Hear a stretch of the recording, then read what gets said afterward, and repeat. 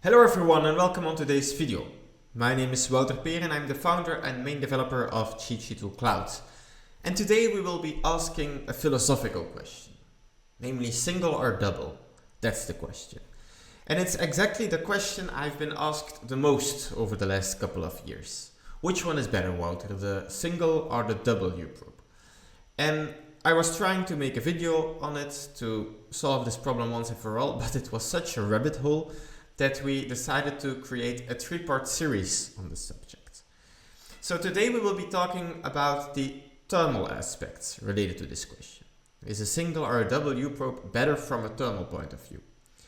Next week we will be covering the hydraulic aspects, looking at pump energy consumption, talking about modulating heat pumps and pressure drop. And the week after we will be talking about the practical aspects. And we will be also covering special probes like the turbo collector, the separators, the vario and flux probes. So please stay tuned for this video for the next couple of weeks as well to really understand this question and to answer once and for all definitely which one is better, the single or the double U-probe. So to start today we will be talking about the thermal aspects and perhaps arguably, although that's also a philosophical question, that the thermal aspects are the most important aspect to look at. So when we talk about thermal aspects of single and double U-probes, we're talking about the effective borehole thermal resistance. Now if you have not watched a video on this topic, it's linked in the description below. But typically we want this resistance to be as low as possible.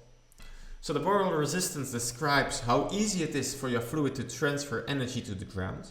And the lower this resistance, the less borehole meters you need, so the more affordable your bore field is.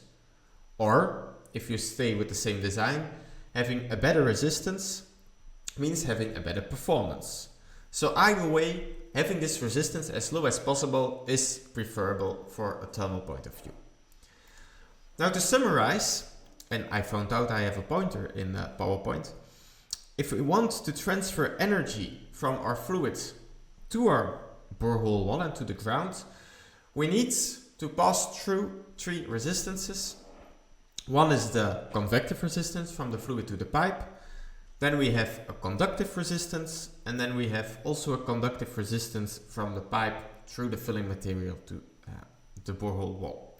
And these three resistances together play an important role in the thermal aspect. And this is also what we will be discussing in today's video. So if we take a look at our first example, we have here a situation with monopropylene glycol, 25% volume percent at 5 degrees Celsius to calculate the viscosity, etc. And we have taken a grout of 1.5 watt per meter Kelvin. Now you can do this for every type of antifreeze. I just created a couple of examples to show you which aspects to play a role. So if we take a look at this graph, you see the borehole resistance for the single U-probe and for the double U-probe.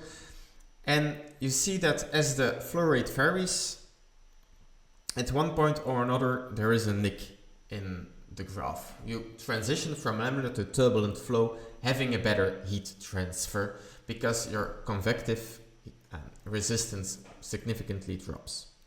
So this means that there exists a range in which our single U-probe is turbulent. We had this drop, so we are here in a turbulent regime, and that our borehole resistance is actually better than a double U-probe in the same flow rate.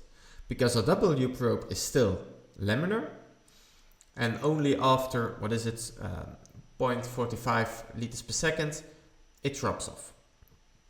So in this case, there is no clear winner. It is decided based on which flow rate you have in your system. But there is a certain window in which indeed a single U-probe performs better. Now, if we take a look at pure water, for example, the situation changes a little bit. Because now we still have this range, but it's moved towards a very low flow rate.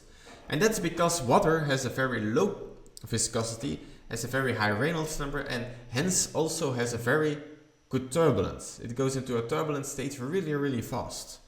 So you could say, well, for this low flow rates, our single U-tube is indeed better than a double U-tube because it's turbulent where this double is not. But I would argue that this flow rates almost never occur. So I would argue if you work with water, yes, your double U-tube is better. And that's simply because if you have a double U-tube, in this case, you have twice the amount of surface area to transfer heat through your borehole wall.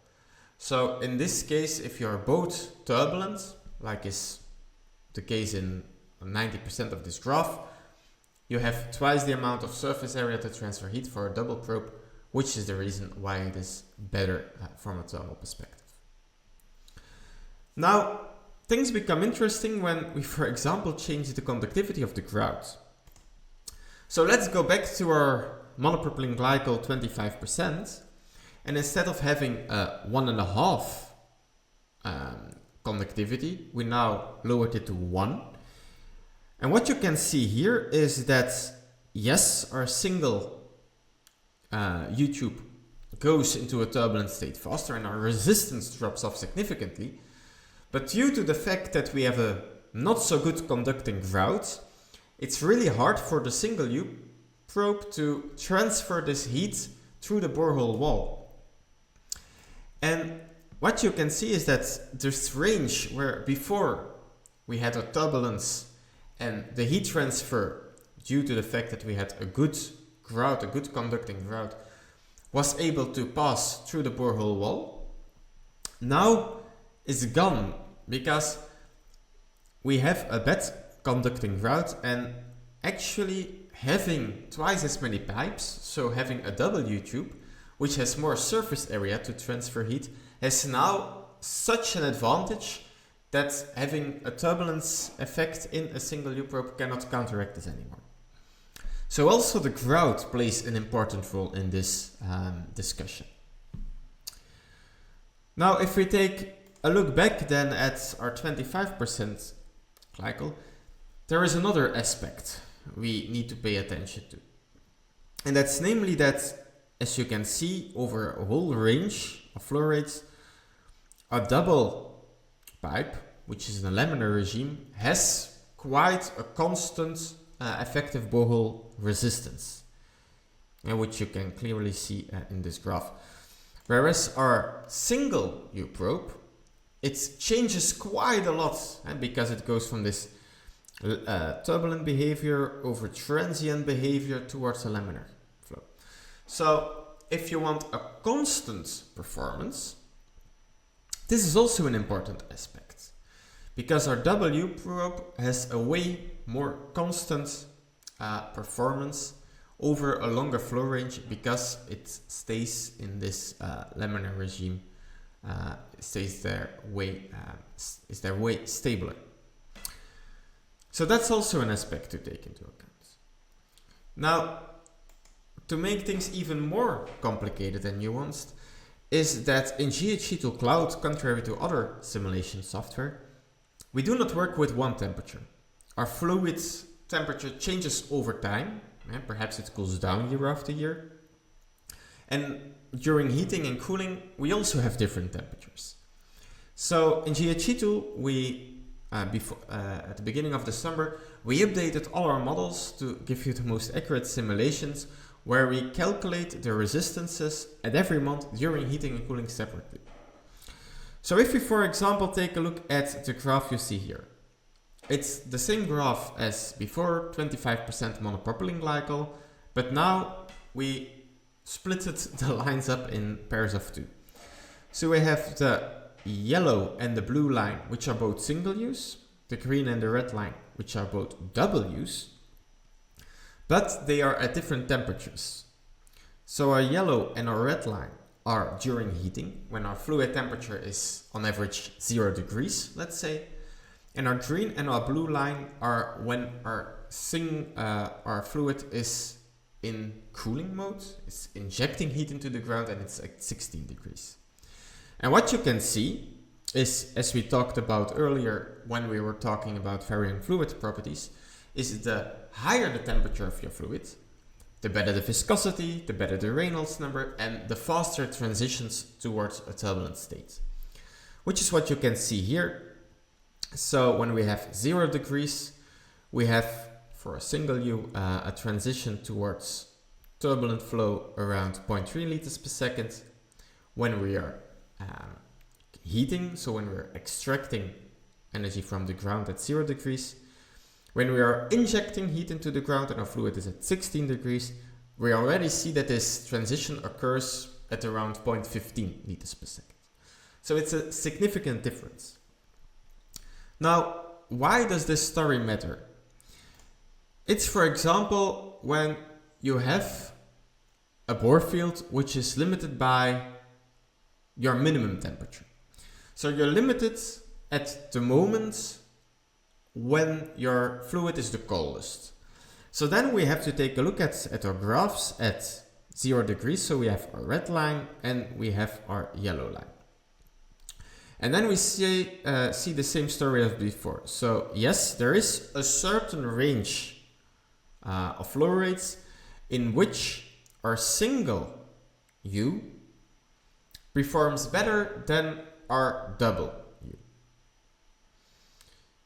when our fluid is at 0 degrees. So when we have, for example, this design with 0.45 liters per second, we would have a better efficiency or less borehole meters when we use a single pipe instead of a double pipe, because our effective borehole thermal resistance is in fact lower.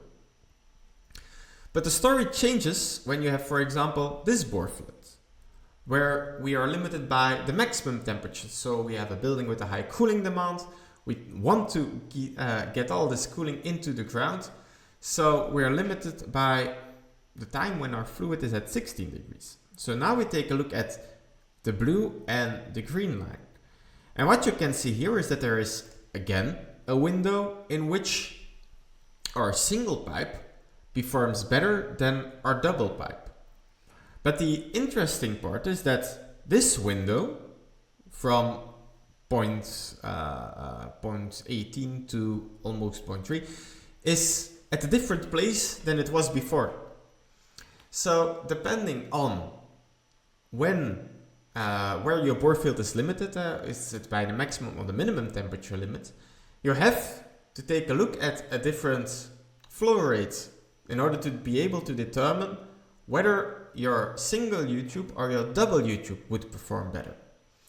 So it's a really complicated situation in that sense that there is, from a thermal side of things, no clear answer.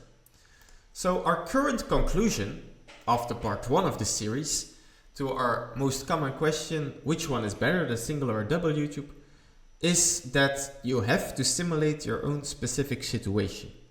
Depending on which flow rate you have, depending on whether your bore field is limited by the maximum or the minimum fluid temperature, you have a different solution, you have a different answer to this question. So stay tuned, because this was only part 1 of the answer. We still have to talk about the hydraulic aspects and also the practical aspects and our special probes. Now, if you found this video interesting, please consider subscribing.